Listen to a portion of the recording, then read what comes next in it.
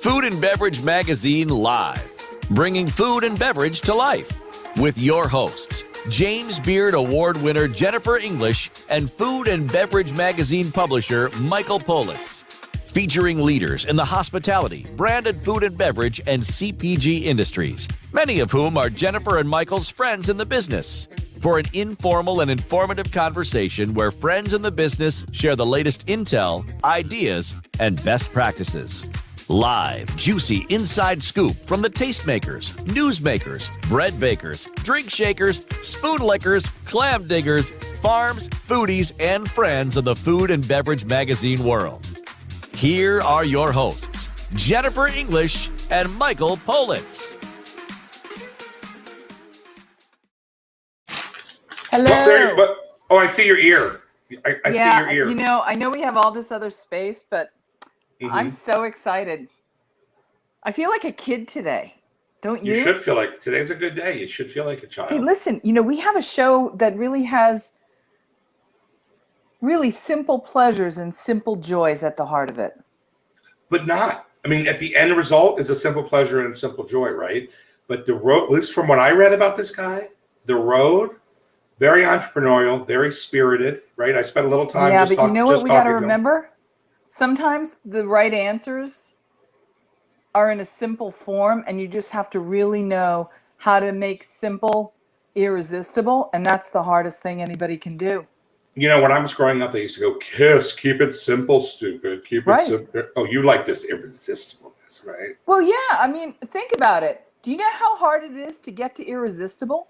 And then the harder thing still is to not only get to irresistible, but then sustain irresistibility in something that somebody might consider an essential, something essential. Let me just show you, while everyone's wondering what we're talking about, let me just show you something. Ready for this? Yes. Look at this. Yeah. Look at this, look at the chocolate squish coming out of the top of the head there. It's like I wonder if he calls it a gush. I don't think he does. We're going to find out. It could be a gush. Ooh. You see, it's a marshmallow. I have it in my hand. Do you remember the gum that goes squirt from when you were little? We had this one. Look at this. Look at this. I know. And I'm not even going to open. Here's chocolate ones. Regular ones and chocolate ones. I know. We're going to open them up and we're going to tease the chocolate and gushy gush. And you know why? What is this? You know why we love these? Yeah, because they're freaking delicious and I'm not supposed to eat them. I'm going to go into a diabetic coma, but that's all because of our next guest. Can we bring him on? Are you scared? I'm waiting for you to say yes. Let's bring on our guest. Are you sure? Let's bring on our guest. And if anything, because I have to tell you, we had solar flares today. And if the solar flares interrupt us, I'm going to rejig my configuration. But I have to tell you, I have been looking forward to this. Because say hello. It looks like hello. Hello. Hey, Michael. Hey, Jennifer. How are you? Thank you for doing this. And thank you for making time to come on. And in a way, launch our industry, launch our audience into a new world of awareness. Because in this moment, when everyone's talking about how limited our opportunities are, Michael and I like to go out and say, no, this is a golden moment of opportunity. And look at how we are bringing people together who are examples, shining examples of how this moment has a silver lining. This moment has a silver lining for you guys. Talk a little bit about how this is a moment of opportunity. Sure. So especially in the retail food landscape, as people are moving away from going out to eat and unfortunately are unable to patronize restaurants and food service opportunities, whether that means they're home from work or home from their schools, a lot of people are turning to packaged goods and returning to the kitchen and cooking at home. And so we've seen a real surge in demand across the board for our products for people who are looking for healthy ways or fun ways, like with Stuff Puffs, to let's talk about the products, pleasures at home. Yeah. We talked about stuff. We showed Stuff Puffs, right? But let's talk about all the products with Stuff Puffs. But let's go back and talk about because Jennifer, we lost to a solar flare. She said it, and it was over. She does that to us, though. I think that the solar flare is something else. But but she wants to talk about your history in the kitchens and doing all this great stuff. Sure. But let's talk. I want her to do that because she has that James Beard Award and she comprehends that and can explain it. Let's talk about the products that you have. Where they started, first products, CPG in the stores. Was it Eat Mikey products or was it Stuffed Buck? What was the product? So Mikey's was the first product in the marketplace. I had started doing some catering after I left the fine dining world and was doing healthy meals for families that were looking for convenient ways to feed their kids premium foods that were highly nutritious, but didn't have the time or didn't want to take the time to prepare them. And so that was an easy thing for me to pivot into coming out of fine dining. And I had paired up with this great local health food store out of Plainview, New York called Get Healthy America. And I met Debbie, the owner, and I said, hey, look, I can make products for your stores that can go in your ready-to-eat cases or go in your frozen case, and you can sell to your consumers. And this is one of those very small, very forward-looking health food stores. And so they're doing things that, the Walmarts of the world may never pick up on or won't pick up on for a decade. They're that far, ahead in the trends. And it started with actually a frozen vegan chocolate mousse. That was what we launched with. We don't make frozen ice cream at all anymore. But that's where I got started. And as we kept innovating and developing products over the next few months and bringing them to her shoppers, I created this English muffin. And Is that the Paleo English muffin or it's just? Yeah. So this became the Mikey's English muffin. This was the first product we made. All right, I'm going to grab a screen grab of that so we can show it. Sure. And so what made that product special was I looked at the gluten-free baked goods set and said, baked goods in general aren't all that great for you. And the gluten-free section had become pretty big. It became $1 billion space, except none of the products were anything more than just gluten-free. And by that, I meant they had the same high carbs. They had the same cheap fillers and preservatives. A lot of them, unless you were part of that 1% of America that really had celiac disease, you were better off eating regular, wheat bread. And so I said, can we take an all-natural holistic approach to gluten-free and bring additional attributes to it? So can we trim the ingredients down? Our English muffins only have 8 ingredients in them. You can pronounce all of them. You can probably find all the ingredients in your home kitchen. And can we make them grain-free? Can we make them keto? Oh, wow. Can we bring paleo to this? Can we take the dairy and the soy out? And so they were like this Swiss Army knife item, low calorie, low carbohydrate, and really simple, pure ingredients.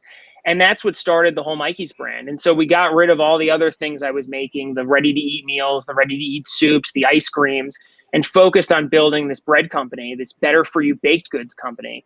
And so the evolution was 2015, I was baking them out of a commercial kitchen and driving them around New York City in freezers in my car and selling them to Fairway Markets and other independent stores. Well, how did you do that? Did you just walk in and say, I have a product for you? What's the evolution of that? As a born and bred New Yorker, I have no problem walking in and door knocking. And so that was the evolution, right? I said, hey, I've got this product. You guys are selling 15 other gluten-free breads. They're all identical. Let me give you something that opens up some more white space for you and brings in a whole new set of consumers. Right. And so that continued to work. And as it developed, we got our first Whole Foods region. That was the first national retailer to take us on. And that's when I kind of knew we had something. And so, once Whole Foods gave us the stamp of approval and brought us into one of their regions in the Southwest, I said, okay, we're onto something. And so what can we do from here? How can we continue to build this out? And how can we service either different meal occasions or different day parts or just different types of baked goods that people can use besides just our English muffins? So people were using those. We were looking at social media and some other feedback we were getting from consumers. And a lot of people were turning them into little mini pizzas, like a pizza bagel. And I said, okay, perfect. Let's make a pizza crust. And so that was the next product that came out was the pizza crust. And then from there, we've launched other items like a line of alternative grain tortillas. So no corn, no wheat, no grain whatsoever. They're all cassava based. And that's been a really big innovation for us. We've seen the tortilla category in general grow a lot. People are gravitating towards it as a lower calorie option to bread. But then we took a slight pivot and said, well, can we do a meal solution, right? Can we be more than just an ingredient in someone's kitchen, but an end-to-end meal? And so that's when we launched the Pockets line. I don't know if Stacey was able to get you any, but our Pockets are ready-to-eat meal solution. So it's 2 minutes from the freezer to your plate. And we've got an array of flavors that some are, meat-based, like our most popular flavor, the pepperoni pizza pocket. But we have vegan or vegetarian alternatives as well as breakfast alternatives. So we do a ham, egg, and cheese and an egg and cheese pocket as well. And so that really took us into this eating occasion that was a higher frequency. It was across the day. You can snack with them. And so that's really where we're kind of driving the brand in that direction now to really get behind this handheld meals category. How fun. Now, how many stores are you in nationwide right now? We're in north of about 5,000 retail doors nationwide with the Mikey's brand. That's all. Yeah. I can't believe she put you on the show with such a little thing. Right? Yeah. All right. Exactly. So that's a great evolution, right? So they're in all, you can get them in any retail store pretty much. We've all seen that, right? So then how did the Stuffed Puff come? That's the next, is that the next generation? So Stuffed Puff is actually was my original baby. So I tried to bring this concept for a chocolate-filled marshmallow to life and found out that actually I'll give you the full story because I know we have some time here. That's all right. And it's pretty entertaining. So I was 19 years old. I was sitting in somebody's backyard. We're sitting around the campfire. Everyone's talking about the stars. I've got way too many problems down here on Earth to be worried about that. And as a culinarian and someone who's really into food, I said, man, I really don't like marshmallows. I really don't like s'mores. Why don't I like s'mores? And so I figured out that my issue was that the chocolate never melted. So you roast this perfectly ooey gooey marshmallow and you stick it on the chocolate and it skates around the graham cracker like a hockey puck on ice. Right. And it never really melts. It never looks like the picture or the commercial. And I said, okay, so what if I seam this marshmallow apart, stick a chocolate bar in it, seam it back together and roast it? And of course, what happened? The chocolate melted from the inside out. So at 19, I thought I invented fire or the wheel. That is fire and the wheel, by the way. Some huge, milestone. But what I came to realize over the next couple of years was that I wasn't the first person to come up with the idea. It was all about execution. And so early on, I tried to find a partner, a major manufacturer, even a minor manufacturer who would come in and say, hey, look, we can partner with you. We'll give you the manufacturing expertise and you make the product and, you go out and sell and market it. And using the foundation that you've already had from Mikey. Yeah, here's my formula. Here's my unique kind of spin on how we do this. I wasn't really sure at the time on how you manufactured it. And in this journey of looking for partners, every time I went to someone, they go, you don't think we tried that? And I'm like, okay, not a great idea. I get that, but execution's everything. Right. And they said, of course we've tried that. It's the running joke around here. We're a marshmallow company or we're a chocolate company or whatever the excuse was. They all said it's impossible. And so I went around the world, literally around the world, looking for equipment suppliers to make me something out of my Rule Goldberg design that I built in my mom's basement, which was the original Stuffed Puffs machine. Right. And they all said the same thing. They said, you're out of your mind. You can't do this. We've tried it. They've tried it. Impossible. So, okay. We'll take another crack at this. And so I went way outside of, industry norms and kind of learned trial by fire, some process engineering and engineering fundamentals, and came up with a way of making Stuffed Puffs in a commercial fashion, but wasn't able to raise the capital to build a plant, right? It's one thing to start a brand. To start a brand it's capitally intensive. But no, you go on Fiverr. It's $10 to start a brand. I go on Fiverr. I get a couple of logos. Not if it's a food brand, right? You have to have a supplier who's got all the qualifications and the FDA approval and SQF and all of that. But still, it's not all that bad. Oh, look who's back from the solar flare. Oh, Jennifer. Hey, Jennifer. How are you? You brought the solar flare with you. What's happening? Yeah, I know. What happened? You know why I needed to bring it? Because that's how we're going to toast these marshmallows into their perfection. Oh, do you hear her? She gets, look at this. Look how she turns that around, Mike, huh? Good spin. I like it. All right. He's talking about the Stuffed Puffs now, Jen. I don't know if you've been following along. I have been, but I got to say this. It's rare that you find something that's irresistible that even has room to get even more beautiful. And that's what you do. I mean, you've got a perfect product and then you can make it even more perfect. That's what really kind of knocked me out with this. but I don't want to pull you off your, because I'm right with you on starting a brand, because I was the owner of Flavor Bank Spices, and it's not easy to start up a new product, even if you have a company with a history and a finance pedigree and then the rest. This is the fascinating part. People need to hear this part of your story, because people out there right now are going to start a brand, start a company. They're going to make something. They want to know how you did this. They want to know how to turn the dream into the real deal. That's why this is so important. No, absolutely. And so with Mikey's, we were fortunate enough to find contract manufacturers, people who ran big bakery operations that were certified gluten-free facilities that we could take our formulas to and say, hey, could you make this for us? And that model is the traditional model you see today for all sorts of new brands starting up. And so that co-pack model makes it a little bit less capital intensive, because you don't have to invest in the infrastructure, you don't have to invest in equipment, you don't have to invest in a labor force and all of that. And so Mikey's, look at all that chocolate. Look at all that. Look at that. How do they taste? Dude, this was going to be our #1 show. People love watching fat guys eat. I'm going to make this, Jennifer, marshmallow mukbang. Mukbang moment. Listen to this. Poor guy. We're trying to get his whole story, and I'm eating in the middle of it. That's all right. You're eating the story. I think we lost him. But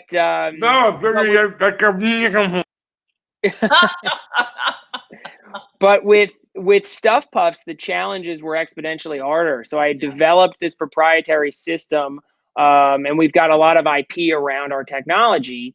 But the downside is we had to build. And here I was, 25, no credibility in the space, not even sure I knew what the 3-letter CPG stood for when put together. Right. And I needed, tens of millions of dollars to start this company. And so what ended up happening is I put Stuff Puffs on the back burner. And I said, hey, I'm going to come back to this at some point. But right now I need to focus on building Mikey's, because that was really starting to get some traction. We'd gotten into Whole Foods, like I mentioned. We got into Sprouts. We started doing business with Kroger, et cetera, et cetera. And, I was fortunate enough to grow the company to the point where we were able to attract a really well financially heeled partner. Right? We found a private equity group called Factory, which is based here in Bethlehem, Pennsylvania, which is where I am now.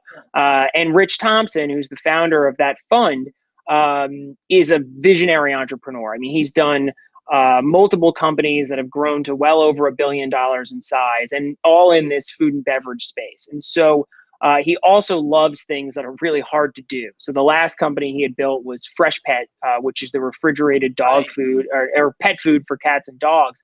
And there's another story like Stuff Puffs where people looked at that and go, what are you, crazy? We're not going to put refrigerators in every store in America. And how does the distribution work? What happens if it goes bad? But he just plowed through, and today their market cap is over $4 billion. And so I meet Rich, and I've talked to thousands, if not tens of thousands, of potential investors of every shape and size. I've door knocked everybody, and it's all part of the process of building these brands. But when I met Rich, it just clicked. We were like, all right, this is the guy who's going to help us make this happen. And so I was fortunate enough that they wanted to invest in Mikey's. And then as we were going through that process, they said, hey, I've got this other crazy idea I have to tell you about, their chocolate-filled marshmallows. And so immediately, he loved it. You couldn't just stop at Mikey's, right? You're like, I got this billionaire here. He's going to do, but listen, I got more. No, but their whole model is to invest in startup consumer product brands that are, in the low, $5 to $10 million range in sales, and then take their team, which is a seasoned team of veterans that you couldn't access on your own, and help propel the brand forward. Stuff Puffs was the anomaly because it didn't have any sales. I had been working a deal with Walmart, who was our launch partner for the brand. And, they were so excited about Stuff Puffs that I went to them like 3 years in a row. They were like, we're all in on this. And then I couldn't deliver. We couldn't get the plant. We couldn't get the equipment. We couldn't do whatever. Typically, that's the kiss of death with Walmart. But they just loved the innovation, loved what we were doing. It was so far out of the box that they kept letting me come back and try and find a way to do this. And so anyway, so with Rich's help and factory's help, we were able to build the first plant for Stuff Puffs last year. And so that plant is in Wisconsin. We found a candy manufacturing facility there that we stripped all the way down to the floors, literally, and rebuilt as our own and put all of our own proprietary equipment in. And we had to custom build everything because nobody would build it for us. And that plant today has a little bit over 100 team members there. We run the plant 24/7, making Stuff Puffs products, and we're out of capacity. And so now we're in the process of building a new facility here in Bethlehem, Pennsylvania. That's 150,000 square feet. It was a $60 million project. And when it's fully complete and we put all the lines in it, it can do $450 million worth of capacity. So that's going to open up a lot of distribution opportunities, a lot of new flavor combinations opportunities, a lot of new innovation with Stuff Puffs, because chocolate-filled vanilla marshmallows was just the tip of the iceberg. So for me, new technology, new format, it's so much more than just a marshmallow. It's a new confectionery category, right? There's a new platform here for enjoying sweets. And I wanted to come out with something that would immediately resonate with consumers. And so I said, okay, vanilla marshmallow, cylindrical shape, filled with milk chocolate. That's obvious. People are going to see this in a lay down pillow back and go, I get it. I get what this is. I get what it's being used for. But as we continue to grow, you'll see innovations in shapes, sizes, coatings for snackable ones, all sorts of inclusions, whether it's small candy pieces or sprinkles or coated chocolate pieces and things like that. So we're really just getting started with the Stuff Puffs train, but it's been a pretty incredible ride so far. And Michael, I know, like me, one of the highlights of your spring every year was when Manischewitz produced their toasted coconut marshmallows, because you really only got them one time a year. Yeah, and if it's you almost were good, like Malamars. That was your treat. You didn't get them every year because you had to get them only if you were really good. And to me, that's still one of the keystone flavors of my childhood. And as soon as I saw this, I realized how essential this product lives in the hearts and sense memories and emotional food memories of people. Mike, why do you think it took so long for this category to get this kind of innovation? Something that was so many millions of people. Sure, but you have a category that is controlled by one player on each side of the equation, right? There's one graham cracker supplier, there's one marshmallow supplier for all intents and purposes, and there's one chocolate supplier.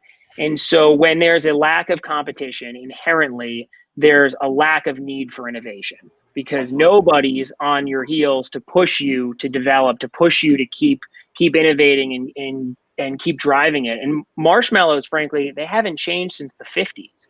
Right? That's the last time a meaningful shift in either manufacturing or product really happened. And so I think it's like, why bother? This isn't broken. S'mores are growing every year. There's nothing to fix. There's a great partnership between the brands, and then I showed up. And so we'll see. We've been growing like wild. Everybody from the retail landscape sees the product and they're immediately like, we have to have this. And not only we have to have it on the shelf, but we need displays of it. We need, pallet drops of it. We need huge quantities of product. And that's been unbelievably exciting to be a part of that. Will you talk a little bit about the challenges of the marketplace that you are operating in now, and how, as a young entrepreneur of an innovative company, you are having to create adaptations in some parts of your business existence to accommodate, reflect, survive in this moment in time?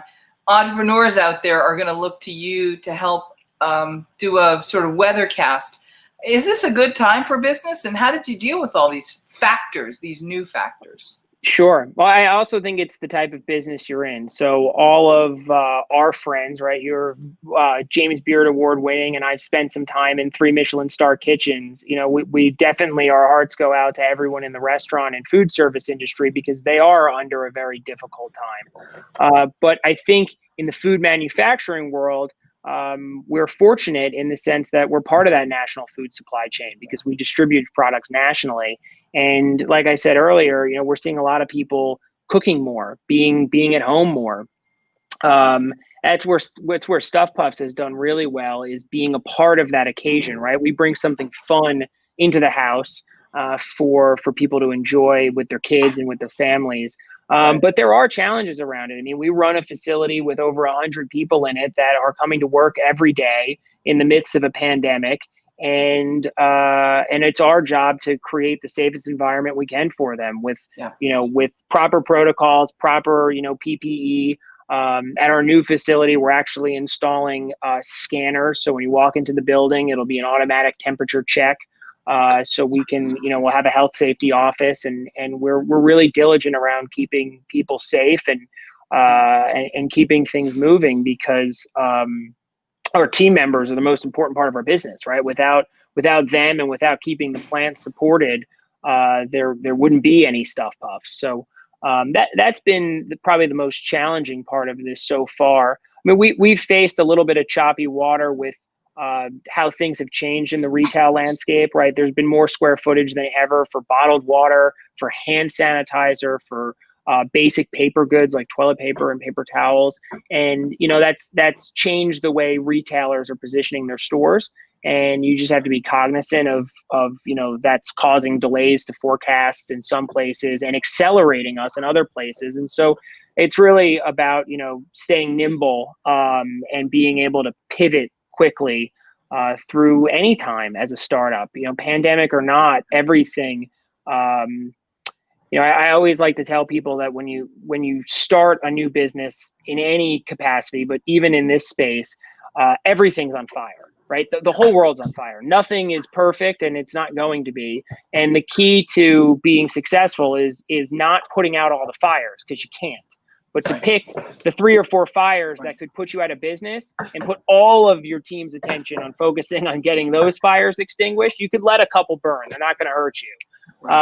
And I think prioritizing those objectives and the responsibilities and what needs to get done for the company are the most important things we can do right now. You know, I have a question. I was having a conversation earlier today about how we get into the businesses we get into. What was your first job? Did you work in a restaurant or the food business? How did you end up in the food business? I did work in the food business. So I had been enamored by fine dining since I was a really little kid. And my parents weren't in it, and they probably thought I was crazy, though supportive, but probably thought I was crazy behind closed doors for wanting to go into that space. Yeah. You know, it's inherently not the most attractive thing for even a parent, right? You're not there on holidays. You work 24 hours a day.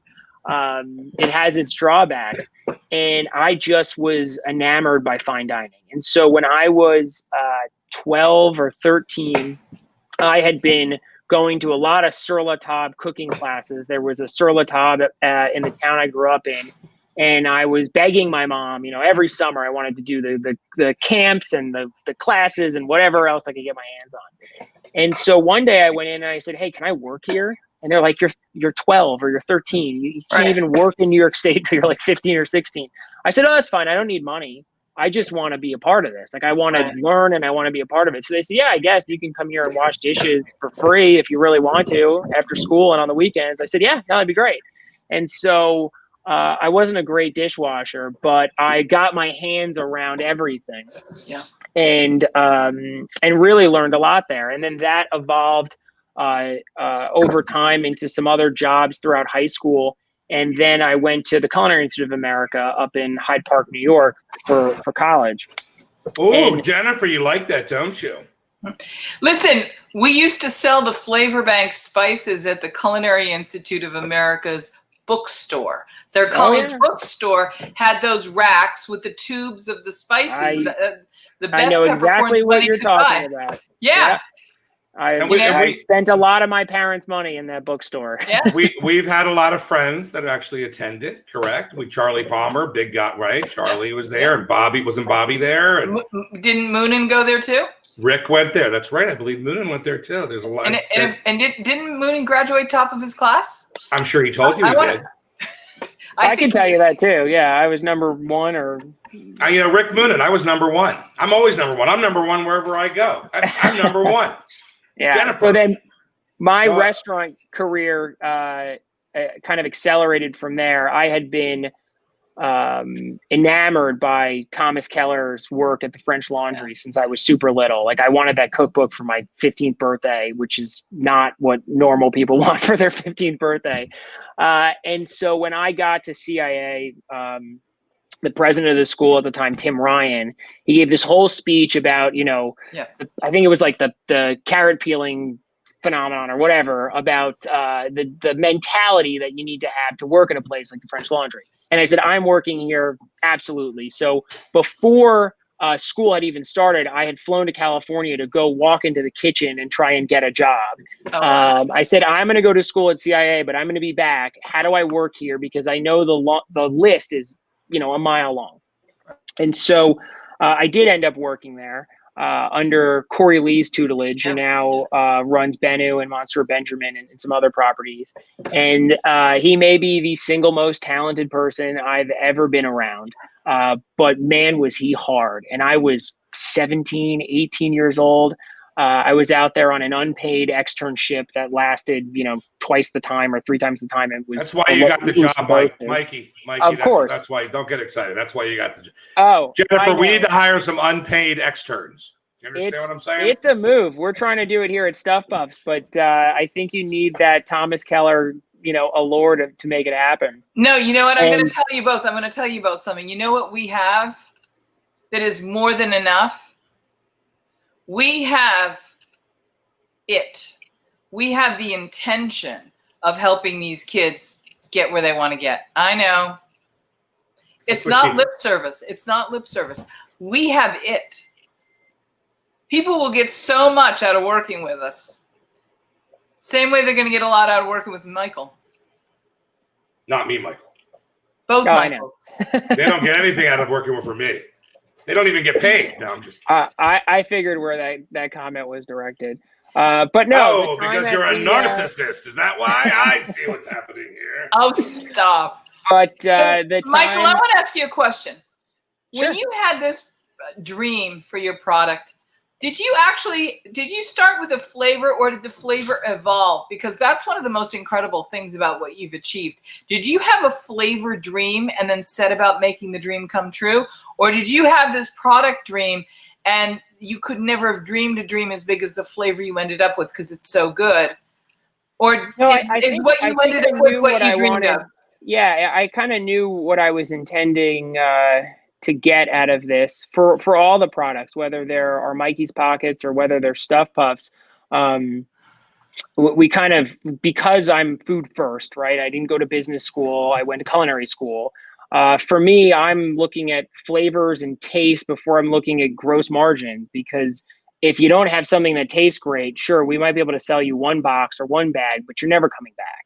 And I think I'd be doing a disservice to my background at French Laundry and 11 Madison Park by putting something in a box that, we weren't all happy eating. Yeah. When you tell people about your background, anybody that's a food person is going to be like, I'll give it a try, because you can't have come through a pipeline like that in the career development side of your life and not have that just end up really influencing everything you do. What's the most irresistible thing about your product, about the Stuff Puffs? I don't think you can eat just one. I mean, I just had two, you guys. When I popped there off, you go. I stuffed it in my fat face. But which product is your true love? Is it? It sounds like Stuff Puff is your true love. When you think about this, it's hard. I have to ask though: is the product we have today even more delicious than the product you dreamed of, or is it like spot on? Not the product I dreamed of, but definitely the product we started with. Right, there was an evolution curve to get from the first pass at something to where we were really happy with it. And we're going to continue to push and evolve. But two things were really important for me with Stuffed Puffs. One is it's got to be really good chocolate. It can't be chocolate compound or some fake, chocolate liquid or something like that. You see that all too often. I said, this has got to be legitimate, Belgian chocolate that we're putting inside of this product. And so not great from a margin standpoint, but really high quality product. Yeah. And the second thing was there had to be a lot of chocolate inside, because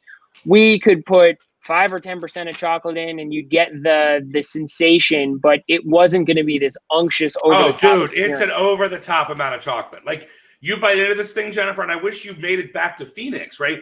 You bite into this thing and it is like, am I the only one that wants him to put butterscotch in the middle of one? Probably. So that we've looked at butterscotches, we've looked at caramels. We're going to be launching a cookies and cream variety next year. I can't wait till I can make a butterscotch. I mean, Jennifer, you can roast it, toast it, bake it, melt it, and snack it.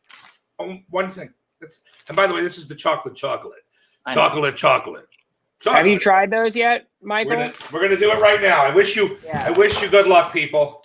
I'm going down for the count. So the other thing that's pretty cool about Stuffed Puffs is you can do more than just s'mores outdoors, right? You can bring s'mores indoors. You can put them on a graham cracker and microwave them for 5 seconds, 6 seconds. And you have this perfect ooey gooey s'more. You can do it in the oven, and they make the best hot chocolate. That's like the unkept secret on Stuffed Puffs is you just warm up a glass of milk, drop 1 or 2 in, and just stir. And the marshmallow makes the milk super thick and creamy, and the chocolate just knocks you away. Yeah, that's the winner. Very Angelina Rumpelmeyer. So wait a minute. I can take milk. I'm going to use almond milk, right? For my kid. And I'm going to heat it up. And I'm going to drop a couple of the chocolates in. And just stir. And then that's it. They don't have to melt all the way. Oh, they'll melt. They'll melt pretty quick. Yeah. Yeah, these kids are going to go crazy. Kids are going to go crazy. Is part of the proprietary nature of what you do that you have a different melting temperature for the interior and toasting temperature for the exterior? Did you play around with it so it's not exactly what it seems like? It's like a James Bond car of a marshmallow? We had to play around with a lot of things to get to where we are. It is it's not just where I started with ripping a marshmallow open and shoving a bar of chocolate inside. We've heavily sophisticated the process, but it's from the same vein, right? I mean, it is intended to be that perfect combination. Yeah. It's a combination Americans have loved for 60 years when the Girl Scouts invented s'mores originally. So I knew it was those Girl Scouts, Jennifer. I was a Girl Scout. Listen, what I love about this is that it is a manifestation of your intention and your passion and your perseverance. This is your dream. I love that you've made this dream come to life. Forget that you love it. Forget you love it. Jennifer, look at this. Just look at this. Look at growing exponentially, discovering new people in your customer base every single day. And in a time when we need a little bit more comfort, you had anticipated our need for more comfort. I mean, I could check all these success boxes of being the right place. And yet, if you had told somebody you wanted to start a business right now, how much pushback did you end up getting initially? I mean, you make it sound like it was so easy, but it required a lot of work on your part. This guy is like Jake was the other day. Is like I was, right? What is the word no? The word no is just an open door for somebody else, right? I remember when I started doing everything I ever sold, right? Even now with the magazine. Oh, no. Thank you. And they're like, what do you mean thank you? You're just going to be, my next one's going to be a yes, right? So he's knocking on doors, knowing he's got a product that's amazing, right? Knowing what it is, not letting anybody deter them, because we Jennifer and I talk about this, Michael, all the time. When I wrote the book. Yeah. Book plug, Michael. Book plug. When I wrote the book, when I was writing it, we're talking to Jennifer and all my other friends, and we're sort of like, everyone's got a negative story. Everyone says, don't do it. Don't go into the restaurant world. Don't do this. Don't go into food. Don't go into hospitality. And they still do it, right? Just like we did. And I think the key is to go all in, though. So you find people who start businesses while they also have another job, and they're half in the door, they're half out the door. I don't think that ever works because you got to just kind of push yourself over the ledge, and then it's swim or die. And that's what pushes you to keep moving. I would like to see the stuffed puffs at all, Jennifer, when you go to a diner and you get a cup of hot chocolate, I want to see some stuffed puffs on next to it, right? Even if it's just 2. This food service needs to take this I mean, this is an amazing product. This is a surprise, Jennifer. Makes a great milkshake too. And there aren't many surprises these days. How many you got to put in with what vanilla ice cream and whatever ice cream you want, or you blend them up in there.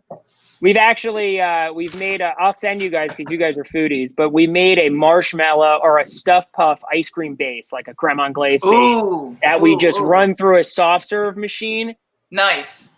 It's dangerous. It's really that's going to start dangerous. Is that going into food service? Or have you done testing to determine the absolute optimum temperature for the perfect toast and the perfect melt inside? You know, like the way we might cook a turkey and you're like, oh, it has to be 160 degrees. You know, we don't want to get too scientific because it takes the fun out of it for the people in the backyard or around their campfire. But we also say, you know, this is a low and slow product. So you take a normal marshmallow, you jam it in the fire, it burns up and all of that. That's great. But we make a marshmallow that's so much lighter. It feels homemade. It tastes homemade.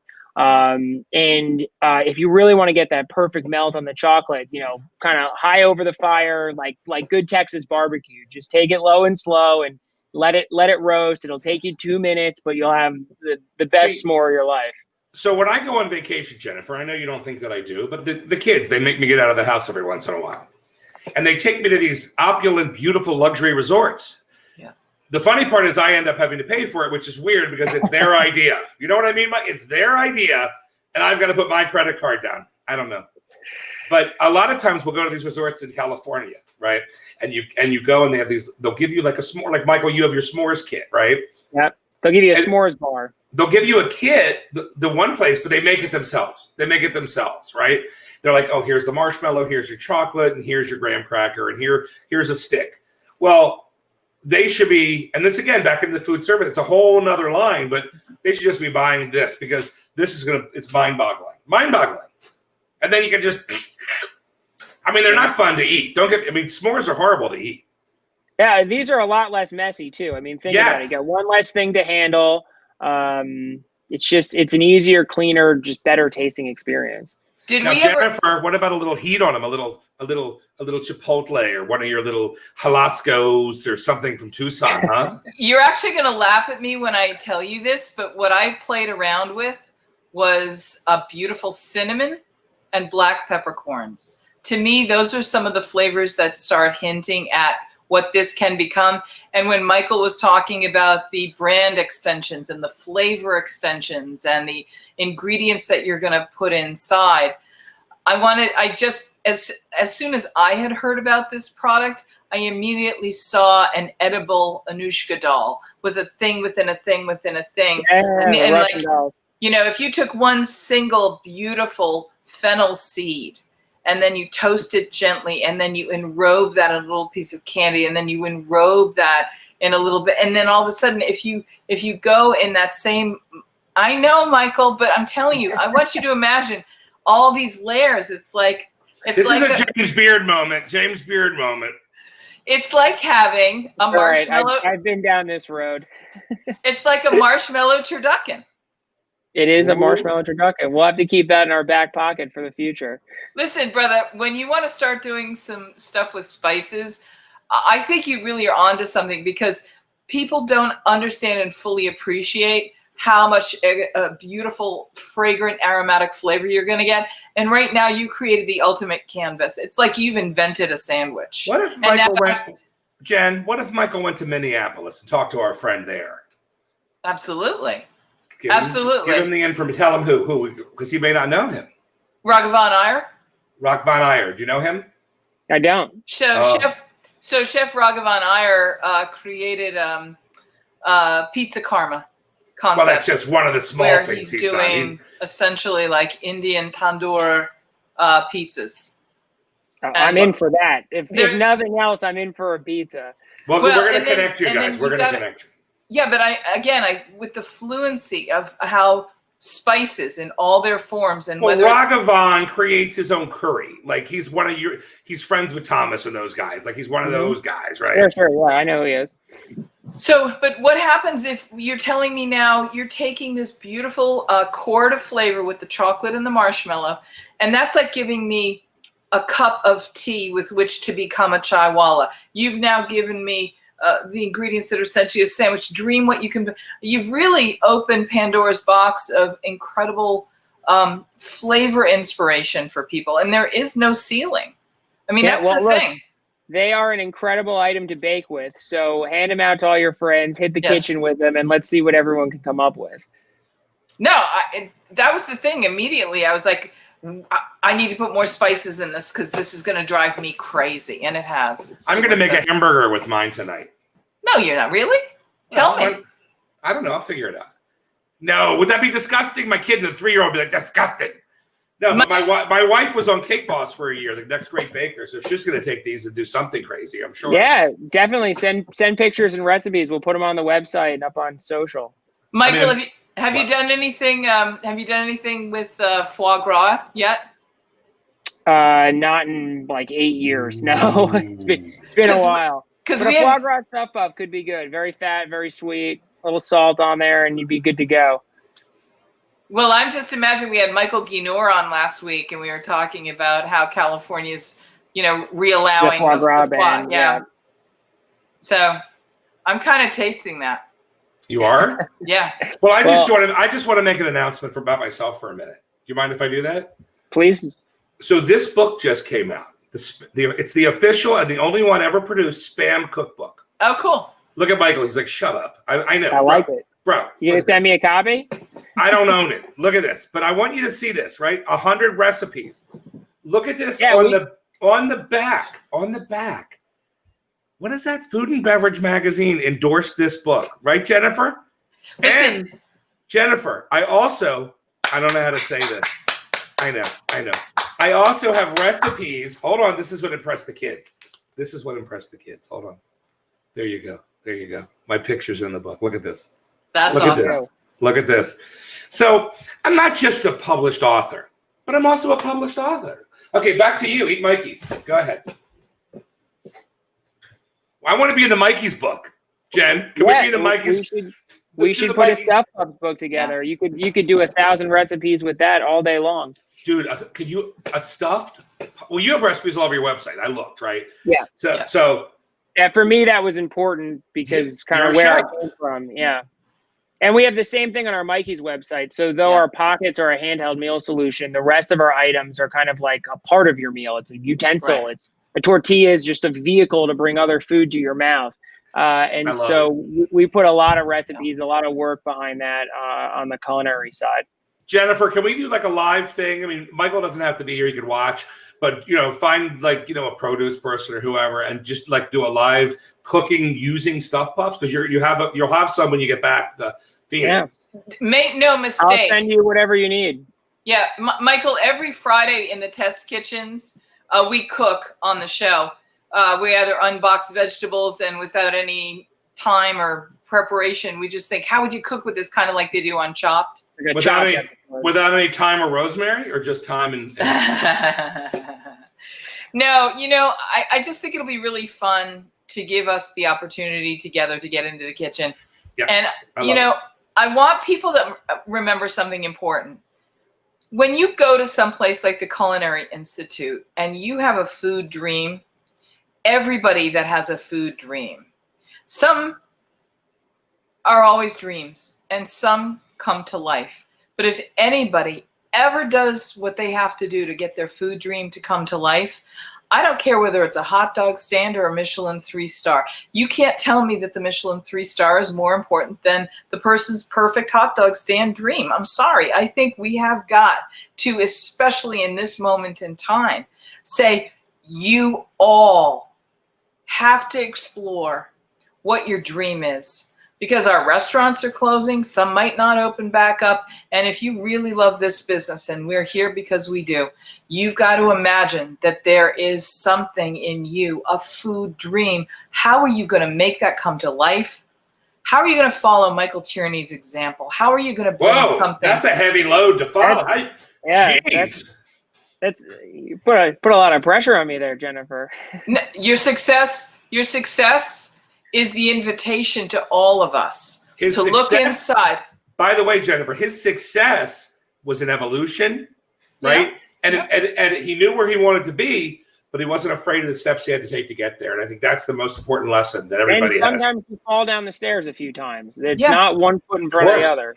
Yeah. Of course. And it's imperative that all of us that are going to go wherever we go next, do so with the same kind of incredible passion and certainty that this is how I have to bring my food dream to life. This is You're blowing what my I have to mind. contribute. You're blowing my mind, Jennifer. You're blowing my mind. I have to do this, Michael. She gets boring, and then I start seeing the viewership going down as she goes. The more words that come out, the more and then her friends call me and yell at me for interrupting her. It's just the whole but it's a cycle of love. It's a cycle, yeah. But Michael, you got to put that smiley face back on. You need to have molten chocolate coming out instead of that steam. I love it. Who designed this, buddy? This is amazing. Who did this? So, funny enough, the original character my mom drew. She's an artist for her whole life, and when I came up with Stuff Puff, she's like, "We need a character," and so she sat down and sketched out the original logo. What's his name? We're still working through that, but for now, he could be Mr. Stuffy or Mr. Puffy, and or Mrs. Puffy. It's got to be politically correct too. You can't be like, "I'm white on the outside, he's just chocolate Puffy." on the in."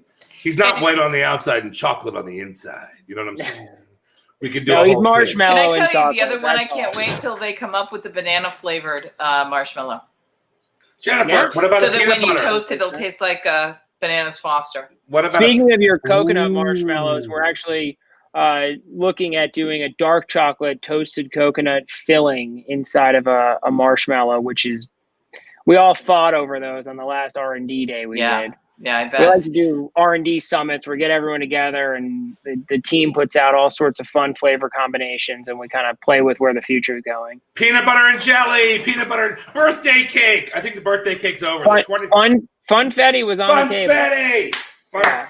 Was it different colors on the outside or just the inside? Yeah, so you could do, we have our proprietary technology. We can put the sprinkles in the marshmallow and then in the filling. So it's like this tie-dye marshmallow with a sprinkles and vanilla white chocolate filling. Oh, so my God. Cool stuff. He could do this regionally with different regions, like Hawaii. They could have their own, like, lilikoi, right? The Spam. You could have the Spam marshmallow for Hawaii. That should have been in the book. They love their They Spam. have desserts, dude. They do have Spam desserts in here. Yeah. Well, let's get to the Let me kitchen. also tell you, guys, that regionally, like down in the Southwest, we have marshmallows that are like extra large marshmallows, and they're sold in Latin grocery stores. I haven't found them everywhere, but I found them regionally distributed, and I use those when I'm doing big displays for my son's birthday parties.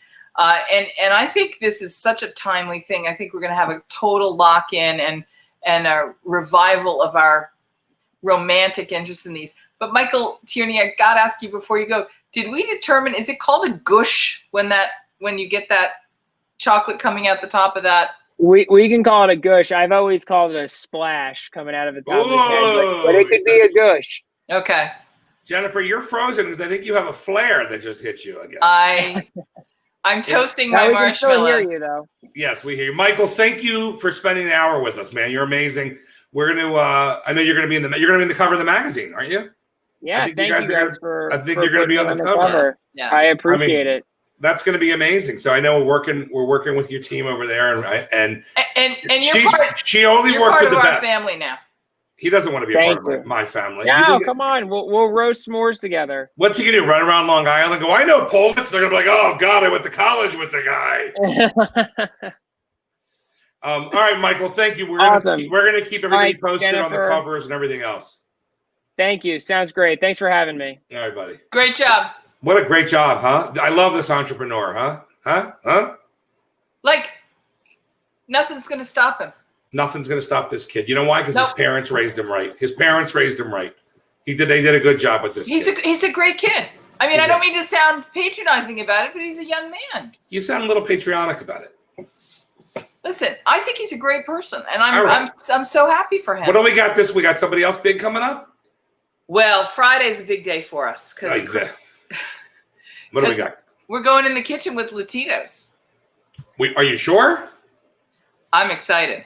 Are we going in the kitchen with Latinos? We're going in the kitchen on Friday, and I will confirm everything, but we are going to cook and get ready for, this is like the August Moon Festival. I love it. And I know. I love it when you give me the moon. Let me give you, that's the wrong one. Hold on. There's your moon, the peaches. Yep, there we go. Miss Peaches likes to give me the moon. Thank you, Miss Peaches. All right, so that's fantastic. Job, sir. Hug your kids, count your blessings, and when they're good, toast them a marshmallow and let it go. When they're naughty, we don't use the word bad. When they're naughty, toast them a marshmallow. Whether you are thinking about becoming a restaurateur or you are already in the business, Michael Politz has written a must-read, The Food and Beverage Magazine's Guide to Restaurant Success. Pick up your copy today at Barnes & Noble, Amazon, Books A Million, or wherever fine books are sold. Need a push getting your spirits, wine, or beverage brand into the hands of consumers? Interested in winning medals like a Double Gold Award? Proof Awards 2020, the ultimate beverage competition, can help jumpstart your brand into the hands of beverage buyers. Enter the Proof Awards. Be a part of the Proof Awards marketing campaign with our partner, Food and Beverage Magazine. All of our judges are buyers, and that's what sets our awards program apart from the others. Our judges head the beverage programs for restaurants, bars, nightclubs, casinos, liquor stores, big box retail, and national wine and spirits distributors. Your brand will be tasted by buyers from more than 15 states across the U.S. We have hundreds of categories to choose from at www.proofawards.com. Be seen by 12 million readers with our partner, Food and Beverage Magazine. Get tasted and rated by buyers. The 2020 Proof Awards competition is open for spirits, wine, and beverage brands today. Proof Awards 2020, moving brands into the marketplace. www.proofawards.com.